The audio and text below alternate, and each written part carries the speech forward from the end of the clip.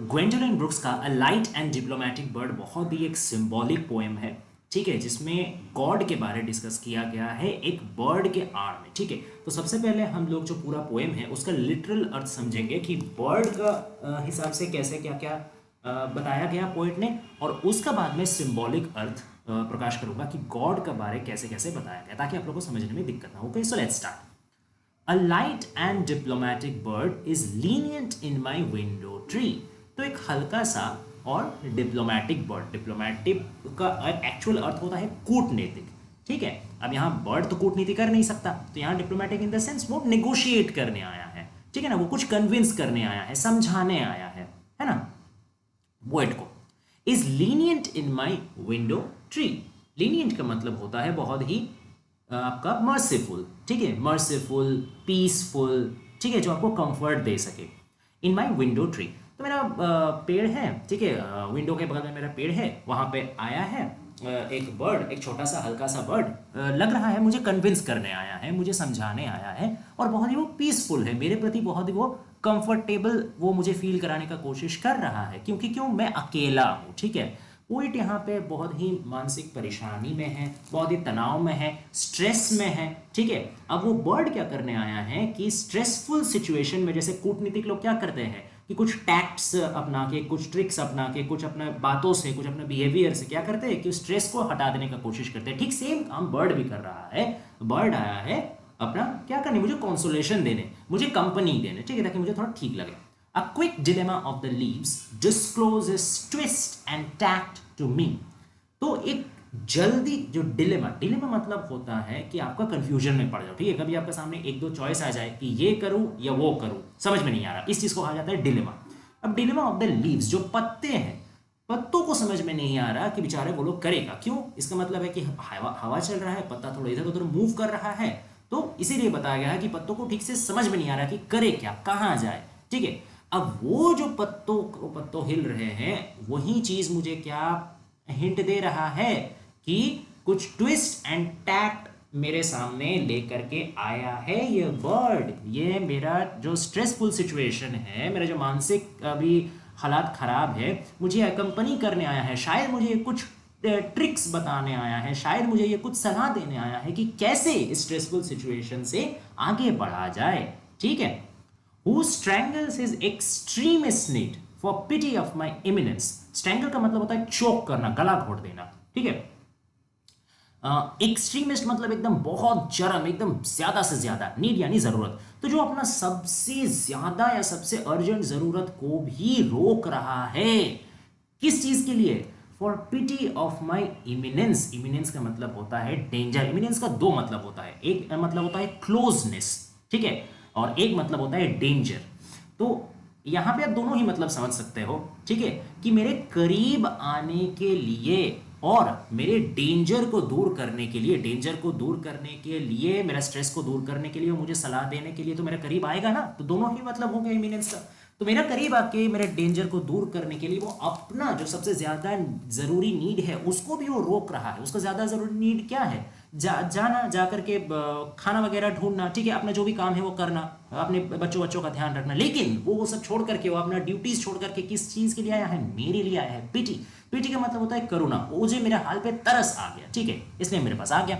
On utmost एक and lacquered cold is prosperous in proper sense.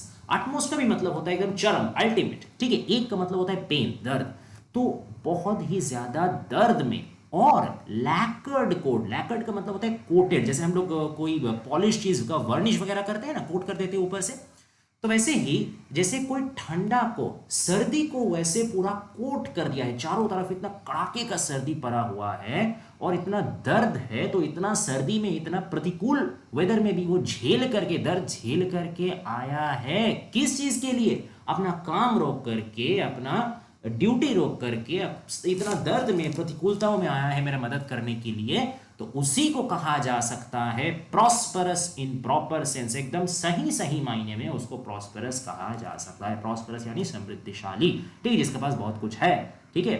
तो चलिए, यहाँ पे बहुत कुछ है, मतलब यहाँ फाइनेंशियल का बात नहीं कर रहा, बर्ड के पास पैसा कहाँ से आएगा, लेकिन यहाँ पे इंटरनल या स्पिरिचुअल प्रॉस्पेरिटी का बात किया जा रहा है कि जो अपना नीड छोड़ करके दूसरों का मदद करने आए, परेशानी झेल करके, उसी को सही मायने में धनी कहा जा सकता है, उसी का अंदर प्यार है, उसी का मन बड़ा है। ठीक है, अब चलते हैं हम लोग नेक्स्ट स्टैंजा में। He can abash his Burmesides। अब देखिए ये स्टैंजा थोड़ा सा हार्ड है। थोड़ा सा हार्ड क्यों है? क्योंकि इसमें काफ़ी ज़्यादा लैटिनेट वर्ड्स का प्रयोग किया गया है और रेफरेंसेस कुछ मिथ्स का भी है। मैं आपको समझा देता हूँ, टेंशन ना लीजिए। He can abash। abash का मतलब होता है embarrass, ठीक है ना, embarrass। तो एम्बैरेस कर सकता है, ठीक है, वो शर्मसार कर सकता है किसको? उसके बर्मिसाइड्स को।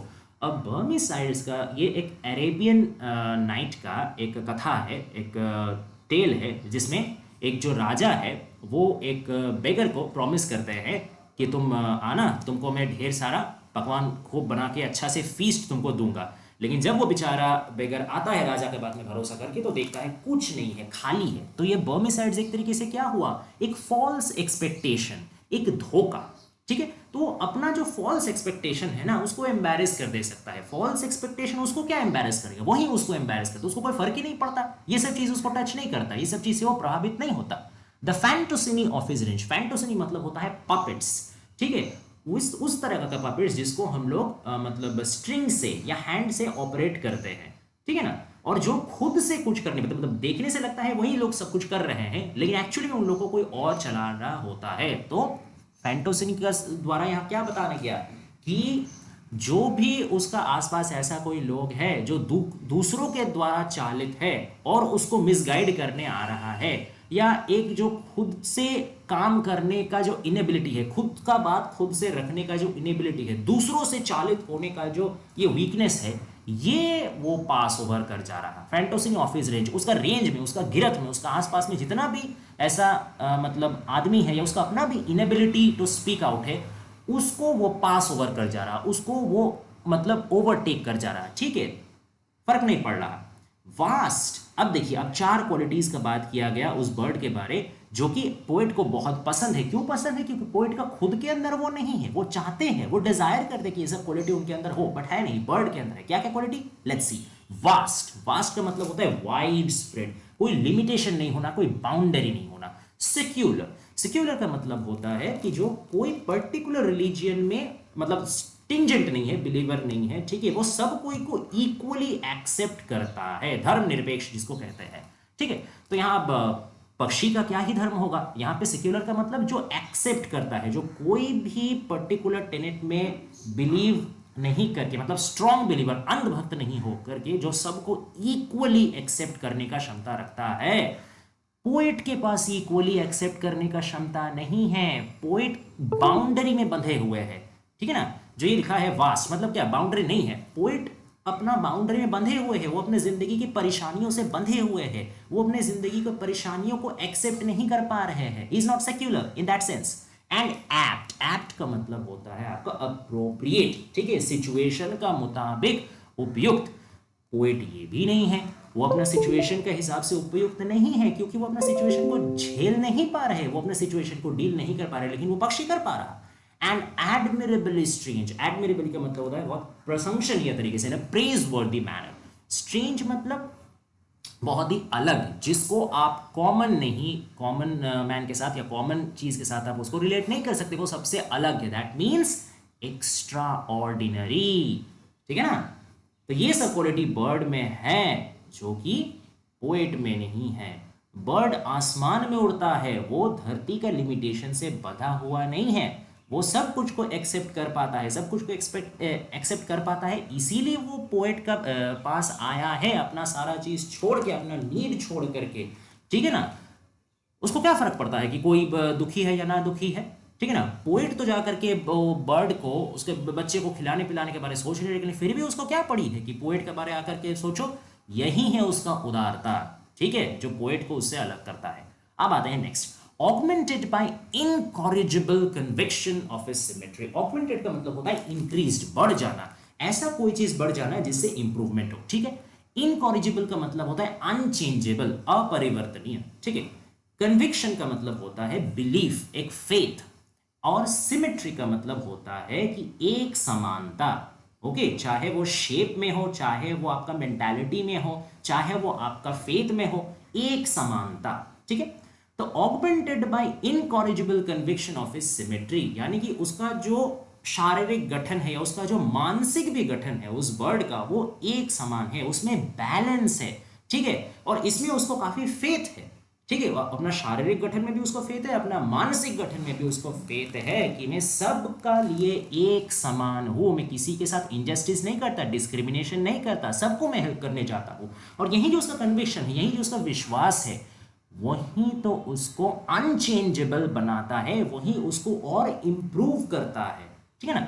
ही can afford his sine die. अब साइन डाई एक लैटिन फ्रेज है, इसका मतलब होता है without any further date being assigned, आगे का कोई डेट तय किए बिना, आगे का कोई समय तय किए बिना।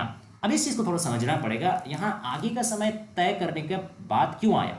देखिए, यहां पोएट अपने साथ एक कंपैरिजन कर रहे हैं कि पोएट हमेशा अभी जो वो स्ट्रेसफुल सिचुएशन में फंसे हुए हैं, तो वो हमेशा सोच रहे कि आगे चल करके क्या होगा, आगे कोई मदद आएगा कि नहीं आएगा, मैं इस चीज से कैसे निपटूंगा। उनको हमेशा आगे का बारे सोचना पड़ रहा है, उनको हमेशा कोई चीज पोस्टपोन करना पड़ रहा है, ठीक है। वो कोई चीज को अपना मन मुताबिक खत्म एक दिन में नहीं कर पा रहे। वो अगर चाह रहे कि मैं अपनी परेशानी को एक दिन में खत्म कर लूं, वो बस उनका चाहने में रह जाए, कर नहीं पा रहे, उनको अगला दिन पोस्टपोन कर रहा है, अगला दिन के बारे सोचना पड़ रहा है। लेकिन ये जो पक्षी है, ये कोई भी चीज को पोस्टपोन करता नहीं है, टालता नहीं है, उसका वो मतलब दरकार ही नहीं है, ठीक है। उसको मन करे कि आज मैं उड़ जाऊं, वो उड़ जाएगा। उसको मन करे कि आज मैं बच्चों के लिए खाना लेके आऊं, वो लेके आएगा, ठीक है। वो कल का सोच से प्रभावित नहीं, वो आज का चीज आज करता है। Lives in today, he is not perilled by the thoughts of tomorrow, ठीक है।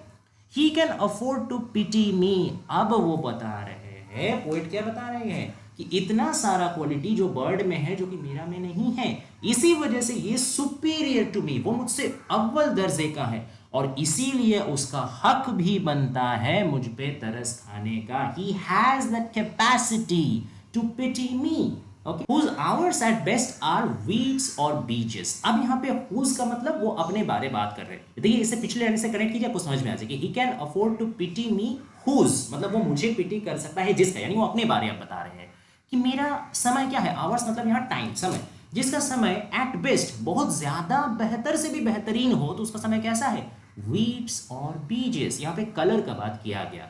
वो देखिए, वीट जो कलर होता है या बीज जो कलर होता है, वो काफी डिस्कलर्ड, काफी पेल कलर होता है, उसमें ब्राइटनेस नहीं रहता, ठीक है ना। Lashed with riot red and black. Lashed का मतलब बीच बीच में काफी आ जाना, ठीक है ना। मतलब एकदम उसमें जैसे नॉर्मली तो पोएट का जो लाइफ है वो एकदम डिसकलर्ड है, लेकिन उसमें बीच बीच में अचानक से बहुत इंटेंसिफाई होके कुछ रेड आ जाता है, कुछ ब्लैक आ जाता है। रायट रेड, ध्यान से कीजिए, ऐसा रेड जो एकदम रायट फैला दे, एकदम खूनी रेड, ठीक है, आतंकी रेड। तो मतलब क्या कि उनका जिंदगी ऐसे तो अनरिमार्केबल है, ऐसे तो अनइंटरेस्टिंग है, लेकिन उसमें बीच बीच में परेशानियां आता है, बीच बीच में इंटेंसिटी आता है। Tabasco at the lapping wave, ठीक है। अच्छा, ये जितना भी चीज बताया जा रहा है, वो उनका अपना टाइम, अपना समय, अपना जिंदगी के बारे बताया जा रहा है, ध्यान रखिएगा, ठीक है। टबैस्को एक बहुत ही हॉट सॉस होता है, ठीक है, जिसको कोई मतलब चीज के साथ सर्व किया जाता है। मान लीजिए पास्ता के साथ दे दिया, या बर्गर के साथ दे दिया, ठीक है, फ्राइज के साथ दे दिया, ठीक है। तो बहुत ही एक हॉट सॉस होता है, बहुत तीखा सॉस होता है, ठीक है। At the lapping wave, lapping wave का मतलब क्या है कि ऐसा मतलब आपका वेव जो एक दूसरे को लैप करते हुए जा रहा है, एक दूसरे को पछाड़ते हुए, एक दूसरे से ओवरटेक करते हुए जा रहा है, ठीक है। तो यहाँ ये ऑक्सीमोरॉन है। ऑक्सीमोरॉन एक ऐसा फिगर ऑफ स्पीच है जहां दोनों कॉन्ट्रडिक्टरी चीजों को, दोनों विपरीत चीजों को एक साथ लाया जाता है। अब टबैस्को मैंने क्या बोला, बहुत तीखापन है, तो एक इसमें इंटेंसिटी है, एक इसमें हीट है, ठीक है। लेकिन जो वेव है, वेव क्या है, वो वेव एक ठंडक का महसूस देते हैं, वो एक कूलिंग का एहसास देते हैं। तो कूलिंग और हीट, कूलिंग और इंटेंसिटी, कंफर्ट और इंटेंसिटी, दोनों ऑपोजिट चीजों को यहाँ पे बताया गया। अब इसका मतलब क्या है कि जिंदगी जैसे पोएट का बहुत ही मतलब अनरिमार्केबल है, या ऐसे कट रहा, ठीक है, उसमें बीच बीच में कभी हॉट सॉस का तड़का पड़ जाता है, उसमें बीच बीच में कभी अचानक से कुछ मुसीबत आ जाता है, ठीक है। मतलब उनका जो शांति भी है, इसका एक और मीनिंग है कि वेव का कूलनेस उनका शांति को रिप्रेजेंट करता है, कि उनका मेंटल जो पीस है पीस का हालात में भी वो कंप्लीट सेटिस्फैक्शन नहीं ले पाते, उसमें भी उनको बीच बीच में टेंशन आ ही जाता है। ठीक है, अब जो लास्ट लाइन है बहुत बहुत बहुत इंपॉर्टेंट है, इसको नहीं समझे तो पूरा पोएम को नहीं समझे। Search light in the secret crack. अब इसका एक्चुअल लिटरल मीनिंग क्या है कि कोई सीक्रेट क्रैक में, ठीक है, कोई पहाड़ी का हो, कोई गुफा का हो, या कोई भी कोई अंधेरा जगह में, कोई सीक्रेट जगह में एक सर्च लाइट जैसा है उनका जिंदगी। इसका मतलब क्या है कि कहीं पे उनको दिशा नहीं दिख रहा, उनका जिंदगी अंधेरे से भरा हुआ है, उनको दिशा नहीं दिख रहा। उनको क्या चाहिए? उनको एक सर्च लाइट चाहिए। ऐसा लग रहा है जैसे हमेशा वो एक टॉर्च मार करके अपना दिशा ढूंढते रह रहे हैं। ठीक है, इसका जब मैं गॉड वाला कंटेक्स्ट बताऊंगा ना तब और डिटेल से बताऊंगा। ओ, अब आखिरी स्टैंजा, ओ ओपन अपोस्टोलिक हाइट। अब ये इसको कहा जाता है अपोस्ट्रोफी। ये एक ऐसा फिगर ऑफ स्पीच है जहां पे आप कोई एब्स्ट्रैक्ट आइडिया को पुकारते हैं। ठीक है, ओ ओपन, खुल जाओ, अपोस्टोलिक हाइट। अपोस्टोलिक का मतलब होता है डिवाइन, ठीक है ना, स्वर्गीय, रिलीजियस। एक्चुअली अपोस्टल का मतलब होता है कि क्रिश्चियन लीडर, ठीक है ना, या क्रिश्चियन प्रीचर। तो अपोस्टोलिक का मतलब रिलेटेड टू क्रिश्चियनिटी। तो यहाँ पे इसको डिवाइन या रिलीजियस यूज में यूज किया गया है। तो ओपन अपोस्टोलिक हाइट मतलब यहाँ स्वर्ग को पुकारा जा रहा है, हेवन को पुकारा जा रहा है, गॉड को गुहार लगाया जा रहा है कि खुलो, ओ स्वर्ग के द्वार मेरे लिए खुलो, मेरा गुहार सुनो। And tell my humbug how to start bird balance. और मेरे हम्बक को बोलो, हम्बक यानी फॉल्स बिहेवियर, प्रिटेंस, ठीक है, हिपोक्रेसी, बोस्टफुलनेस। आप जो इतना सब घमंड दिखाते हो अपना, आप जो इतना फॉल्स बिहेवियर दिखाते हो कि मैं इतना खुश हूँ, मैं ये हूँ वो हूँ, मैं इतना बड़ा हूँ, ठीक है, ये जो अहंकार है, ये जो आपका हिपोक्रेसी है, इसको हम्बक बोला जाता है। तो मेरा जो ये हिपोक्रेसी फॉल्स बिहेवियर है, इसको सिखाओ कैसे शुरू करना है बर्ड बैलेंस। वो बर्ड जो है वो कैसे बैलेंस कर रहा है, वो अपना स्ट्रेसफुल सिचुएशन को कैसे टैक्ट्स एंड ट्रिक्स दे करके स्ट्रेस आउट कर रहा है, कैसे वो आसमान में इतना हवा के झोंका को भी संभाल करके उड़ रहा है अपना बैलेंस को मेंटेन करके। वो ही बैलेंस मुझे भी सिखाओ। मेरा फॉल्स बिहेवियर और दरकार नहीं है, कैसे फॉल्स और ट्रूथ में बैलेंस करना है मुझे सिखाओ। ब्लीच, ब्लीच का मतलब होता है डिसकलर, वाइटन कर देना, सफेद कर देना। किस चीज को वो ब्लीच करने चाह रहे हैं? उनका जो वो रायट रेड एंड ब्लैक है, ठीक है, बीच बीच में उनका जो इंटेंसिटी है, बीच बीच में उनका जो डेंजर है, उसको वो डेंजर का कलर को वो डिसकलर कर देना चाहते हैं कि मेरी जिंदगी में थोड़ा सा शांति आए भाई। Make miniature Valhalla of my heart. ठीक है, मेक मिनिएचर यानी कि छोटा कर देना, डिक्रीज कर दो, रिड्यूस कर दो मेरे दिल के वैलहल्ला को। वैलहल्ला एक यहाँ पे फिर से आपका बीत एक नॉर्स ट्रेडिशन है, ठीक है। नॉर्स ट्रेडिशन में, एपिक ट्रेडिशन में वैलहल्ला एक ऐसा जगह है जहां पे जो हीरोज है, जो लेजेंड्स है, उनका डेथ के बाद उनको रिसीव किया जाता है, ठीक है। तो अब यहां पे वैलहल्ला क्या चीज को रिप्रेजेंट करता है? ग्लोरी को रिप्रेजेंट करता है कि मरने के बाद मैं ग्लोरीफाइड होऊंगा, डिग्निफाइड होऊंगा। तो जो ह्यूमन एक्सपेक्टेशन है ना ग्लोरीफाई होने का, प्राउड होने का, एक चीज के जरिए रिस्पेक्टफुल होने का, ये जो मतलब डिजायर है उसको कम करने को बोला जा रहा है कि ठीक है, मेरा जो हमेशा ये ग्लोरी तलाशने का इच्छा है ना, इसको थोड़ा सा कम कर दो, मुझे ग्लोरी नहीं चाहिए, मुझे बस शांति से जिंदगी काटना है, ठीक है। तो ये तो हो गया आपका लिटरल सेंस। अब समझ लेते हैं कि इसमें गॉड का सेंस कैसे आया है, ठीक है। मैं कुछ कुछ जगह में आपको जस्ट हिंट दे दूंगा, ठीक है, पूरा मैं लाइन बाय लाइन बताऊंगा नहीं, क्योंकि पूरा पॉइंट तो मैंने डिस्कस कर ही दिया है। जैसे देखिए, बर्ड इमेजरी हमेशा से यूज होते आया है गॉड का एजेंट का तौर पे, या हेवन का एजेंट का तौर पे।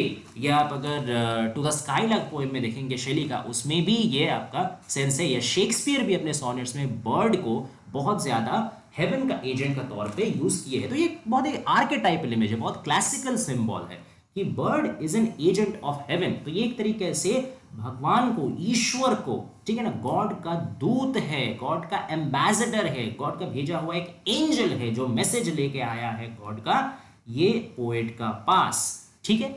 अब नेक्स्ट लाइन में देखिए, जे स्ट्रैंगल्स इज एक्सट्रीमिस्ट नीड, कि जो मैंने बर्ड की तरफ में क्या बताया था, वो अपना डेली नीड को मतलब कुर्बान करके आ रहा है। आप सोचिए, गॉड ने भी तो अपना सन को कुर्बान किया था। मैं क्रिश्चियन एनालॉजी की तरफ से बोल रहा हूँ ऑब्वियसली, ठीक है, कि क्राइस्ट का जो, क्राइस्ट को गॉड का सन माना जाता है, ठीक है। अब क्राइस्ट ने अपना बलिदान किस लिए दिया?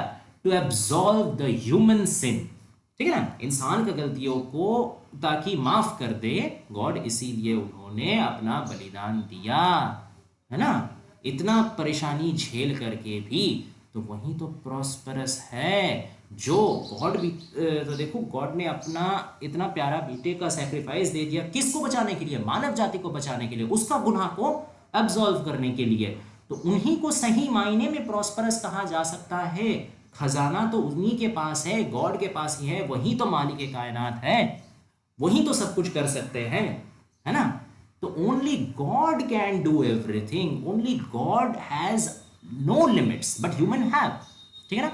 अब देखिए, जो बर्मिसाइड्स वाला बात किया जा रहा है कि उनका कोई फॉल्स एक्सपेक्टेशन नहीं है, सच में गॉड का पास कोई फॉल्स एक्सपेक्टेशन है क्या? वो फॉल्स एक्सपेक्टेशन, हिपोक्रेसी, ठीक है, ये सब चीजों से वो परे है, ये सब चीजें उनको ट्रिक नहीं किया जा सकता। आप मन में कुछ है और मुंह में कुछ है, आप सोचेंगे आप गॉड को ट्रिक कर देंगे, आप भगवान को मतलब बुड़बक बना देंगे।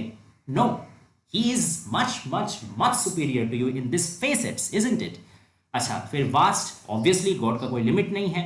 सेक्युलर, गॉड कोई पर्टिकुलर रिलीजन में बिलीव नहीं करते, ठीक है, गॉड का क्या रिलीजन है ना, उनके लिए तो सब उनके संतान है ना। एंड एक्ट, अब गॉड से ज्यादा उपयुक्त कौन होगा? ही इज ऑलमाइटी, है ना। And admirably strange, God is admirable, definitely he is admirable, and strange also, क्यों? क्योंकि वो कॉमन नहीं है, he is very extraordinary, he is the most unique, है कि नहीं। अब देखिए, ऑगमेंटेड बाय, अच्छा ये जो इनकॉरिजिबल कन्विक्शन है, सिमेट्री, अब तो सिमेट्री में मैंने पहले बताया कि बर्ड अपना जो मतलब मेंटेन करना जानता है बैलेंस, उस पर उसका पूरा फेथ है।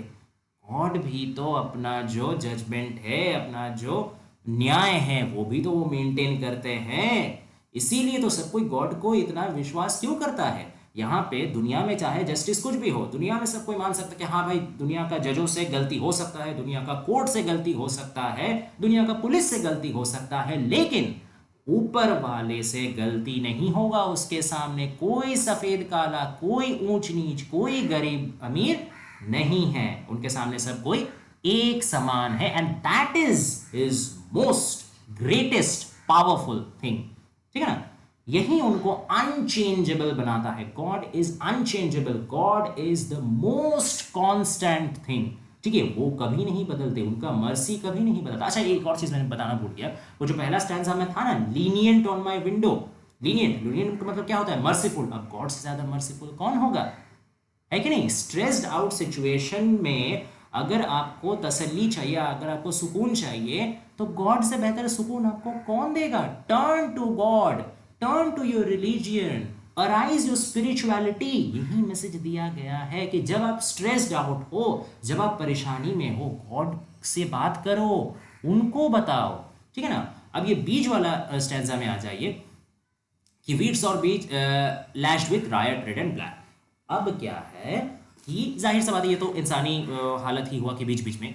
अब Tabasco at the lapping wave, इसमें भी आप एक छोटा सा मतलब निकाल सकते हैं। लैपिंग का एक मतलब ये भी होता है कि एक दूसरे को पछाड़ जाना, यानी ट्रांसग्रेसिंग, अपना लिमिट से परे चल जाना। And transgression is the greatest sin. God को बिल्कुल पसंद नहीं आप अपना लिमिट को ट्रांसग्रेस करो, लेकिन इंसान क्या करता है? इंसान कर ही देता है, इंसान अपने गुनाह कर ही देता है, ठीक है। ये गॉड को दुख होता है इससे, लेकिन फिर भी वो कर देता है। और उसमें, उस गुनाह में भी उसको क्या आता है? टबैस्को क्या है? एक हॉट सॉस है, सॉस जैसे तीखा है, लेकिन सॉस मजेदार भी तो है। तो इस गुनाह करने में उसको रिसेंटनेस तो दूर का बात, उसको मजा आता है गुनाह करने में। ये चीज भगवान को नहीं पसंद, गॉड को नहीं पसंद। वो चाहते हैं कि तुम गॉड में ट्रस्ट रखो, तुम्हारा जो भी परेशानी है, ये एक तरीके से एक तुम्हारे लिए आजमाइश है, ये एक तुम्हारे लिए एग्जाम है जो गॉड ने दिया है। इसमें तुम गॉड के पास स्टिक रहो, वो खुद कुछ दिन बाद तुम्हारे परेशानी को हल करेंगे, और ऐसे हल करेंगे कि तुम कभी सोचे भी नहीं थे। लेकिन तुम क्या कर रहे हो? इंसान क्या कर रहा है कि कुछ अनफेयर मीन्स ले रहा है, कुछ गॉड से दूर चल जा रहा है, उसमें उसको मजा आ रहा है, सम टाइम मतलब टेम्पररी कंफर्ट मिल रहा है, but that is not the permanent solution, ठीक है। Search light in the secret crack. सबसे बड़ा बात है कि ये जो सीक्रेट क्रैक है, किस चीज में क्रैक? कन्विक्शन में क्रैक, तुम्हारा ईमान में क्रैक, तुम्हारा विश्वास में क्रैक। गॉड के ऊपर तुम विश्वास नहीं रख रहे हो। जब तक अच्छा जिंदगी आ रहा, अच्छा समय आ रहा, तब तक तो तुम गॉड की तरफ मतलब विश्वास हो कि चलो भाई ठीक है, गॉड इज ग्रेट, है ना। जहां तुमको गॉड से मदद थोड़ा देर के लिए नहीं मिल रहा, अब ये हो ही सकता है कि तुम जैसे मदद मांग रहे हो गॉड उससे बहुत बेहतरीन प्लान करके रखे हैं, ठीक है ना, कि ऐसे तुम्हारा जिंदगी को पलटेंगे कि तुम सोचे भी नहीं हो। लेकिन तुमको ट्रस्ट नहीं है, तुमको धीरज नहीं है, तुम क्या कर रहे हो, तुम सर्च लाइट का अभाव है। What is the search light? Search light is your inquisition. तुमको समझना पड़ेगा। गॉड कुछ हिंट्स देंगे तुमको। गॉड तो ऊपर से नीचे आकर के तुमको समझाने देंगे, लो बाबू ये सब करो, ऐसा तो नहीं करेंगे। वो हिंट्स भेजते हैं, तुमको वो समझना है। You have to awaken your conscious to decipher those hints, ठीक है। इसीलिए सर्च लाइट चाहिए, दिमाग खुला होना चाहिए, कॉन्शियस अच्छा होना चाहिए, फेथ 100% होना चाहिए, जिसका कमी का वजह से इंसान सफर कर रहा है। ओ ओपन अपोस्टोलिक हाइट, ठीक है। अच्छा, फिर ये जो आखिरी स्टैंजा है इसमें भी आप समझ ही सकते हैं कि वही गॉड को कनेक्ट किया जा रहा है, डायरेक्टली गॉड को एड्रेस किया जा रहा है कि मेरा गुहार को सुनो, मेरा जो हिपोक्रेसी है उसको कम कीजिए, ठीक है, मेरा जो एक्सपेक्टेशंस है उसको कम कीजिए और मुझे बैलेंस सिखाइए, ठीक है। तो ये था पूरा पोएम। आशा करते हैं आपको समझ में आया होगा। ऐसा और भी पोएम आने वाला है चैनल में, so please stay tuned guys and thanks for watching.